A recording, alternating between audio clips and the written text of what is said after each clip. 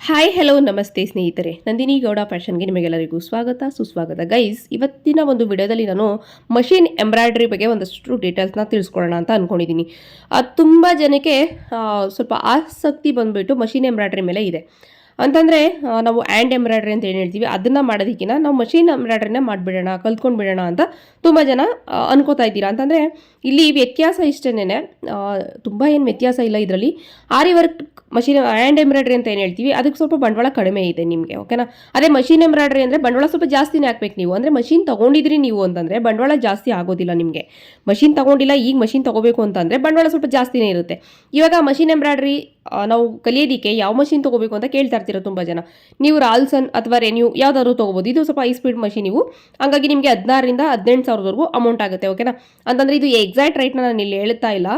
ನಾವು ತೊಗೊಂಡಿದ್ದಕ್ಕೂ ಇವಾಗೂ ಸ್ವಲ್ಪ ಸಾಕಷ್ಟು ಡಿಫ್ರೆನ್ಸ್ ಇದೆ, ರೇಟ್ ಎಲ್ಲ ಜಾಸ್ತಿ ಆಗಿದೆ, GST ಎಲ್ಲ ಆ್ಯಡ್ ಮಾಡ್ತಾರೆ.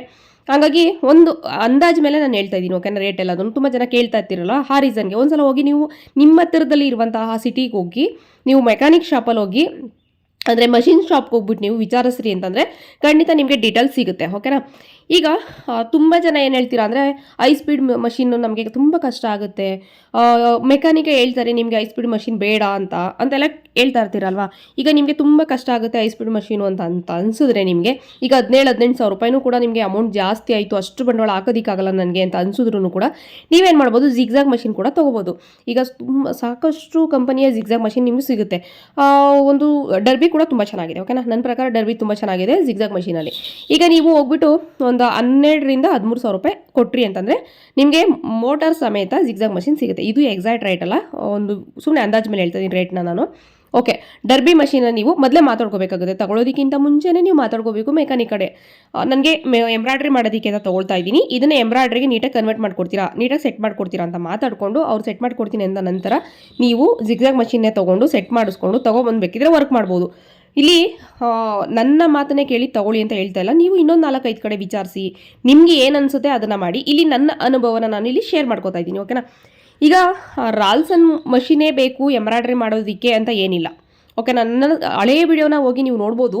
ನಾನು ಆಲ್ಮೋಸ್ಟ್ ಜಿಗ್ಜಾಗ್ ಮಷೀನಲ್ಲೇ ನಾನು ತುಂಬ ವರ್ಕ್ನ ಮಾಡಿದ್ದೀನಿ, ತುಂಬ ಬ್ಲೌಸ್ಗಳಿಗೆ ಜಿಗ್ಜಾಗ್ ಮಷೀನಲ್ಲೇ ವರ್ಕ್ ಮಾಡಿದ್ದೀನಿ. ಏನು ಹಂಗೇನು ಅನಿಸ್ಲಿಲ್ಲ, ತುಂಬ ಚೆನ್ನಾಗಿ ಬರುತ್ತೆ ಅದರಲ್ಲೂ. ನನ್ನ ಹತ್ರ ಇರೋದು ಬಂಸಪ್ ಅಂತ ಅಂದ್ಬಿಟ್ಟು ಅದು ತುಂಬ ಚೆನ್ನಾಗಿದೆ, ಅದು ಜಿಗ್ಜಾಗ್ ಮಷೀನು. ನಾನು ಜಿಗ್ಜಾಗ್ಗೆ ಅಂತ ತೊಗೊಂಡಿದ್ದೆ, ಅದನ್ನು ನಾನು ಕನ್ವರ್ಟ್ ಮಾಡಿಸ್ಕೊಂಡೆ ಎಂಬ್ರಾಯ್ಡ್ರಿಗೆ.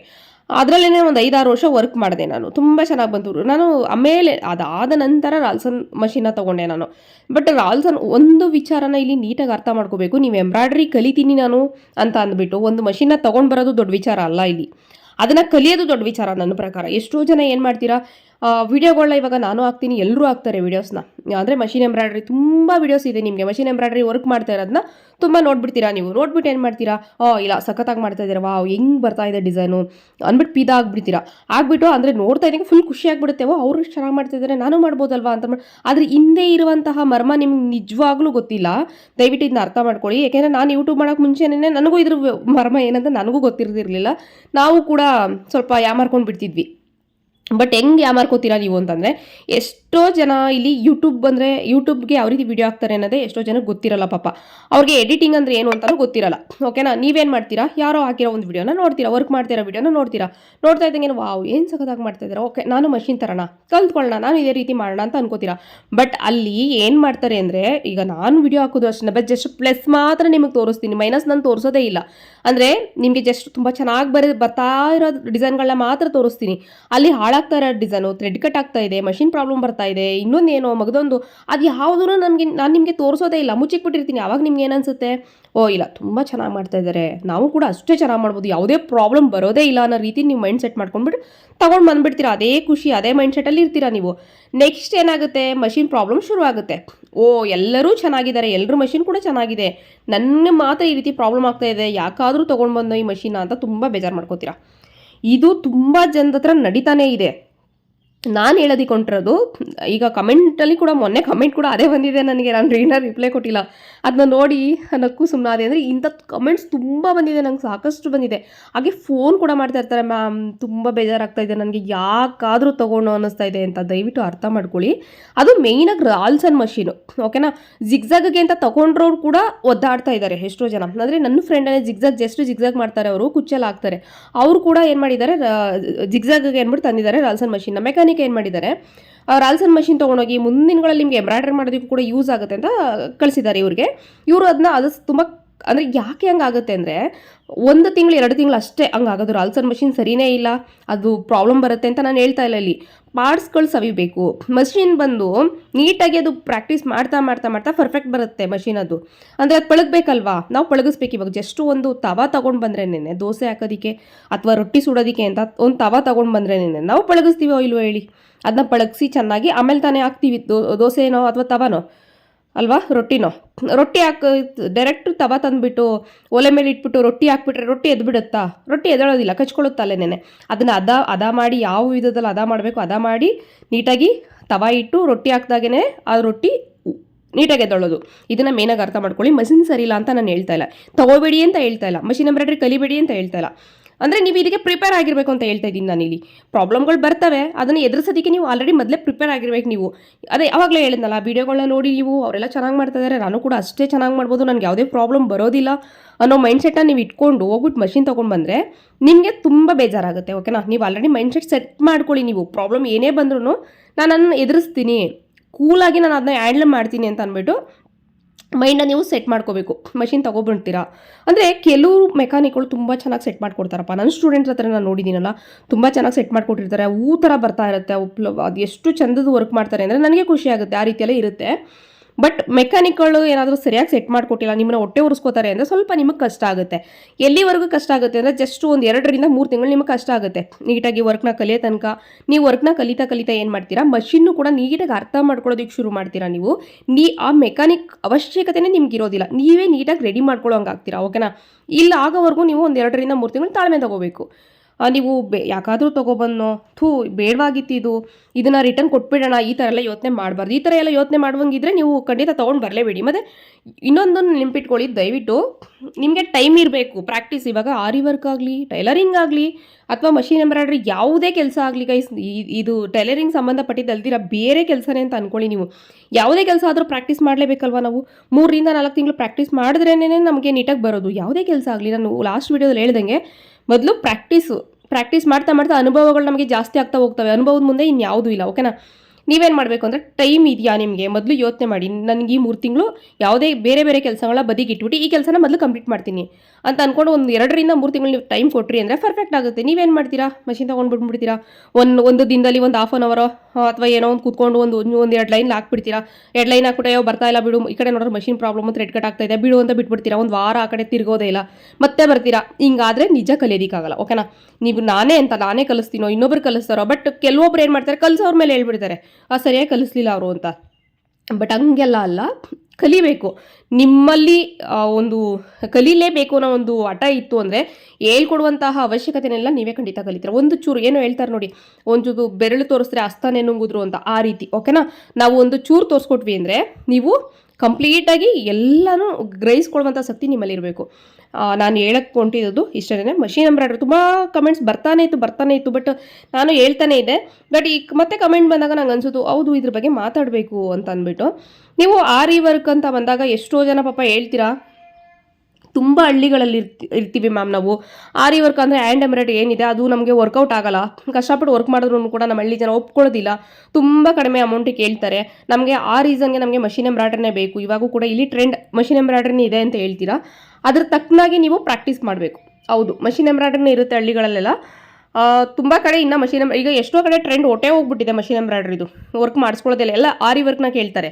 ಅದೇ ಹಳ್ಳಿಗಳ ಸೈಡ್ ಇನ್ನೂ ಕೆಲವೊಂದು ಸೈಡ್ಗಳಲ್ಲಿ ಮಷಿನ್ ಎಂಬ್ರಾಯ್ಡ್ರಿ ಹಾಗೆ ಉಳಿದಿದೆ, ಮಷಿನ್ ಎಂಬ್ರಾಯ್ಡ್ರಿನೇ ಕೇಳ್ತಾರೆ. ಅಂದರೆ ಚೆನ್ನಾಗಿದೆ, ಅದು ಹಾಳಾಗಲ್ಲ, ಬೀಡ್ಗಳಿರಲ್ಲ, ನಾವು ಏನೋ ನಾನಾ ರೀಸನ್ಗಳು.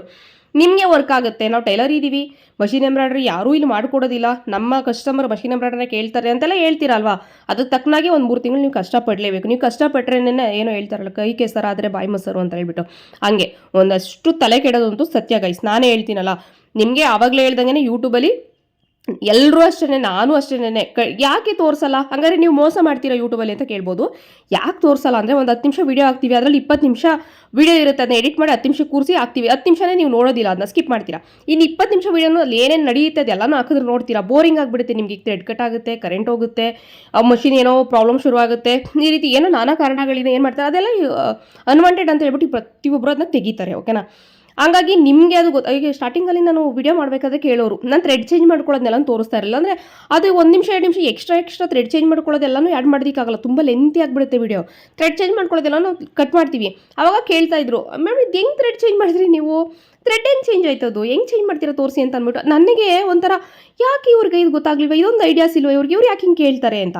ಅಂದರೆ ಅವರ ಥಿಂಕಿಂಗ್ ಹೆಂಗಿರುತ್ತೆ ಅಂದರೆ, ಮೇ ಬಿ 2 ಥ್ರೆಡ್ನೂ ಅಕ್ಕಪಕ್ಕ ಇಟ್ಕೊಂಡ್ಬಿಟ್ಟಿರ್ತಾರೆ, ಹೆಂಗೋ ಚೇಂಜ್ ಮಾಡ್ತಾರೆ. ಅಂದರೆ ಅದು ಐಡಿಯಾಸ್ ಅದ್ರ ಒಳಗಡೆ ಇಳಿದಾಗೇನೆ ಏನು ಎತ್ತ ಅಂತ ಗೊತ್ತಾಗೋದು, ಅವ್ರ ಒಳಗಡೆ ಇಳಿಯೋದಕ್ಕಿಂತ. ಇವಾಗ ಉದಾಹರಣೆಗೆ ನೋಡಿ, ಇವಾಗ ನಾನು ಉದಾಹರಣೆಗೆ ಹೇಳ್ಬಿಡ್ತೀನಿ, ಈಗ ಆರಾಮಾಗಿ ನನ್ನ ಮನೇಲಿ ಕೂತ್ಕೊಂಡು, ಇಲ್ಲಪ್ಪ ಇಲ್ಲಿ ಬನ್ನಿ, ನಮ್ಮ ಮನೆ ಇಲ್ಲೇ ಸಿಗುತ್ತೆ ಅಂತ ಧಾರಾಳವಾಗಿ ಹೇಳ್ಬಿಡ್ತೀನಿ. ನನಗೆ ಹೆಂಗೆ ಅನ್ಸುತ್ತೆ ಅಂದರೆ, ಈಸಿ, ಇವ್ರು ಯಾಕೆ ಹಿಂಗೆ ಒದ್ದಾಡ್ತಾ ಇದ್ದಾರೆ ಅಂತ. ಅದೇ ನಾನು ಬೇರೆ ಕಡೆ ಹೋದಾಗ ಅವರು ಹೇಳ್ತಾ ಇರ್ತಾರೆ ಈಸಿಯಾಗಿ, ಇಲ್ಲಿ ಬನ್ನಿ, ಇಲ್ಲೊಂದು ಅಂಗಡಿ ಇದೆ, ಹಿಂಗೆ ಬಂದರೆ ನಮ್ಮ ಮನೆ ಇಲ್ಲೇ ಸಿಗುತ್ತೆ, ಯಾಕೆ ಅಷ್ಟು ಗೊಂದಲ ಮಾಡ್ಕೋತಾ ಇದ್ದೀರಾ ಅಂತ. ಬಟ್ ನಾನು ಹೋಗಿ ಆ ಪ್ಲೇಸಲ್ಲಿ ನಿಂತಾಗ ನನಗೂ ತುಂಬ ಗೊಂದಲ ಆಗುತ್ತೆ. ಎಲ್ಲಿ ಹೋಗೋದು, ಮತ್ತು ಬೇರೆ ಕಡೆ ಹೊಟ್ಟೋಗ್ಬಿಡ್ತೀನಿ ಬೇರೆಯವ್ರ ಮನೆಗೆ. ಈ ಸಖತ್ ಗೊಂದಲ ಆಗುತ್ತೆ. ತುಂಬ ಈಸಿ ಇರುತ್ತೆ, ಬಟ್ ಆದರೂ ಸಖತ್ ಗೊಂದಲ ಮಾಡ್ಕೋತಾ ಇರ್ತೀವಿ. ಓಕೆನಾ? ಸೇಮ್ ಇದು ಕೂಡ ಹಾಗೇನೆ. ನೀವು ಒಂದು ಸ್ವಲ್ಪ ಗಮನ ಕೊಟ್ಟು ಕಲಿತ್ರೆ ಖಂಡಿತ ಕಲಿಬೋದು ಗೈಸ್. ಮಷಿನ್ ಎಂಬ್ರಾಯ್ಡ್ರಿ ಆಗಲಿ, ಆರಿ ವರ್ಕ್ ಆಗಲಿ. ತುಂಬ ಜನ ಹೇಳ್ತೀರಾ ಆರಿ ವರ್ಕ್ ಕಷ್ಟ ಅಂತ. ಮಷಿನ್ ಎಂಬ್ರಾಯ್ಡ್ರಿನೂ ಕಷ್ಟನೇ. ಅದು ಬಗ್ಕೊಂಡು ವರ್ಕ್ ಮಾಡ್ತೀವಿ ನಾವು, ಅದು ಕೂಡ ಬ್ಯಾಕ್ ಪೇನ್ ಬರುತ್ತೆ. ಮತ್ತು ಎವಿ ಸ್ಪೀಡಾಗಿ ಹೋಗ್ತಾ ಇರುತ್ತೆ ಮಷಿನ್. ಅದು ನೀಡಲು ಅದೇ ಅಷ್ಟೇ ಸ್ಪೀಡಾಗಿ ಹೋಗ್ತಾ ರನ್ ಆಗ್ತಾ ಇರುತ್ತೆ. ಆ ರನ್ ಆಗೋಂಥ ನೀಡಲ್ಲ ನಾವು ನೋಡಬೇಕಾದ್ರೆ ನಮಗೆ ಕಣ್ಣಿಗೆ ಎಷ್ಟು ಪ್ರೆಸರ್ ಆಗಲ್ಲ, ಯೋಚನೆ ಮಾಡಿ ಅಲ್ವಾ. ಎಲ್ಲ ಕೆಲಸನೂ ಕಷ್ಟನೇ. ಬಟ್ ಕಲಿತೀನಿ ಅಂದು ತಕ್ಕಾಗಿ ನೀವು ಪ್ರಾಕ್ಟೀಸ್ ಮಾಡಬೇಕು.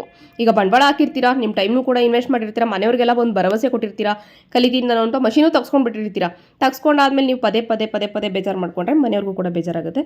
ದಯವಿಟ್ಟು ಬೇಜಾರು ಮಾಡ್ಕೊಳಕ್ಕೆ ಹೋಗ್ಬಿಡಿ ಯಾರೂ. ಏನಿಲ್ಲ, ಆರಾಮಾಗಿ ಕಲಿಬೋದು, ಯಾವುದೇ ಟೆನ್ಷನ್ ಇಲ್ದಿರ. 1-2 ರಿಂದ 3 ತಿಂಗಳು ರಿಯಲಿ ಕಷ್ಟ ಆಗುತ್ತೆ. ಮಷಿನ್ ಪಳಗಬೇಕಷ್ಟೇ. ಮಷಿನ್ ಪಳಗ್ತಾ ಇದ್ದಂಗೆ ನೀವು ಹೇಳ್ದಂಗೆ ಕೇಳುತ್ತೆ. 1-2 ರಿಂದ 3 ತಿಂಗಳು ಸ್ವಲ್ಪ ಕಷ್ಟ ಆಗುತ್ತೆ. ಪ್ರಾಕ್ಟೀಸ್ ಮಾಡೋದಕ್ಕೂ ಕಷ್ಟ ಆಗುತ್ತೆ, ಈ ಕಡೆ ಮಷೀನ್ನ ಸರಿ ಮಾಡ್ಕೊಳ್ಳೋದಕ್ಕೂ ಕಷ್ಟ ಆಗುತ್ತೆ.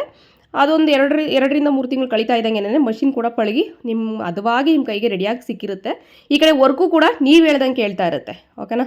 ಓಕೆ ಗೈಸ್, ನಾನು ಹೇಳಿದಷ್ಟು ನಿಮ್ಮ ತಲೆಗೆ ಅರ್ಥ ಆಗಿರುತ್ತೆ. ಒಂದಷ್ಟು ವಿಚಾರನ ನೀವು ತಿಳ್ಕೊಂಡಿರ್ತೀರ ಅಂತ ಭಾವಿಸ್ತೀನಿ. ಇಲ್ಲಿ ಮಹಿ ಕೂಡ ನನಗೆ ಹೆಲ್ಪ್ ಮಾಡ್ತಾ ಇದ್ದಾರೆ. ಪಾಪ ಅವ್ರು ನನ್ನ ಎಲ್ಲೋ ಕರ್ಕೊಂಡು ಹೋಗೋಣ ಅಂತ ಬಂದರು. ಇವತ್ತು ಕೊರಿಯರ್ ಜಾಸ್ತಿ ಇದೆ. ನೆನ್ನೆ ಕೂಡ ಒಂದಷ್ಟು ಕೊರಿಯರ್ನ ಪ್ಯಾಕಿಂಗ್ ಮಾಡೋಕ್ಕೆ ಆಗಲಿಲ್ಲ, ಉಳಿದೋಗ್ಬಿಡ್ತು. ನನಗೆ ಎಷ್ಟಾಗುತ್ತಷ್ಟು ಮಾಡಿದೆ. ಇವತ್ತು ಪಾಪ ಅವರು ಬಾ ಅಂತ ಕೂಗ್ತಾ ಇದ್ರ. ನನಗೆ ಕೊರಿಯರ್ ಪ್ಯಾಕಿಂಗ್ ಇರೋದ್ರಿಂದ ನಾನು ಹೋಗೋದಕ್ಕಾಗ್ತಾ ಇರಲಿಲ್ಲ. ಅದಕ್ಕೆ ಸ್ವಲ್ಪ ಬೇಗ ಅವ್ರೂ ಕೆಲಸ ಮಾಡಿಕೊಟ್ರೆ ನಾನು ಹೋಗ್ತೀನಿ ಅಂದ್ಬಿಟ್ಟು ಪಾಪ ಅವರು ಆಫೀಸ್ಗೆ ಹೋಗಿ ಬಂದು ಇಲ್ಲಿ ಒಂದಷ್ಟು ಕೊರಿಯರ್ ಮಾಡೋದಕ್ಕೆ ಹೆಲ್ಪ್ನ ಮಾಡ್ತಾ ಇದ್ದಾರೆ. ಇವತ್ತು ಸ್ವಲ್ಪ ಕೊರಿಯರ್ ಜಾಸ್ತಿನೇ ಇತ್ತು ಅಂತ ಹೇಳ್ಬೋದು. ಬೆಳಗ್ಗೆಯಿಂದ ಕಾಲೆಲ್ಲ ನೋವು ಬಂದ್ಬಿಟ್ಟೈತೆ ನಿಂತು. ಇವಾಗ ಹೆಂಗಾಗ್ಬಿಟ್ಟಿದೆ ಅಂದರೆ, ಗೌರಿ ಹಬ್ಬದ ಸೀಸನ್ ಅಲ್ವಾ, ಹಾಗಾಗಿ ಇಲ್ಲಿ ಕೆಲಸಗಳು ಜಾಸ್ತಿ ಇದೆ. ಮತ್ತು ಮನೆ ಕ್ಲೀನಿಂಗ್ ಕೂಡ ನಮ್ಮ ಹೆಣ್ಮಕ್ಳಿಗೆ ಅದೊಂದು ಬಹುಮುಖ್ಯವಾದಂಥ ಕೆಲಸ. ಹಬ್ಬದ ಟೈಮಲ್ಲಿ ಮನೆ ಕ್ಲೀನಿಂಗ್ ಕೂಡ ಮಾಡ್ಕೋಬೇಕು. ಹಾಗಾಗಿ ಹೆವಿ ಪ್ರೆಸರ್ ಜಾಸ್ತಿನೇ ಆಗ್ತಾ ಇದೆ ನನ್ನ ತಲೆಗೆ ಅಂತ ಹೇಳ್ಬೋದು. ಓಕೆ, ಪಾಪ ಇವರು ಕೂಡ ಹೆಲ್ಪ್ ಮಾಡಿದ್ರು, ಸಾಕಷ್ಟು ಹೆಲ್ಪ್ ಮಾಡಿದ್ರು, ಬರ್ತಾಳೆ ಅಂತ ಅಂದ್ಬಿಟ್ಟು ಬೇಗನೆ. ಓಕೆ, ಇಷ್ಟು ಹೇಳಬೇಕಿತ್ತು ನಾನು. ಒಂದಷ್ಟು ನಿಮ್ಮ ತಲೆಗೆ ವಿಚಾರನ ತುಂಬಿದ್ದೀನಿ. ನೀವು ಕೂಡ ಸ್ಟ್ರಾಂಗ್ ಮೈಂಡಲ್ಲಿ ಓಕೆ ಇವತ್ತಿನ ನಾನು ಪ್ರಾಕ್ಟೀಸ್ ಮಾಡ್ತೀನಿ ಅಂತ ಕೂಡ ಮೈಂಡ್ನ ಸೆಟ್ ಮಾಡ್ಕೋತೀರಾ ಅಂತ ಭಾವಿಸ್ತೀನಿ ನಾನು. ಓಕೆ, ವಿಡಿಯೋ ಇಷ್ಟ ಆಯಿತು ಅಂತ ಭಾವಿಸ್ತೆ. ಈ ವಿಡಿಯೋ ನಿಮಗೆ ಎಂಡ್ ಮಾಡ್ತಾ ಇದ್ದೀನಿ. Love you, take care, bye bye.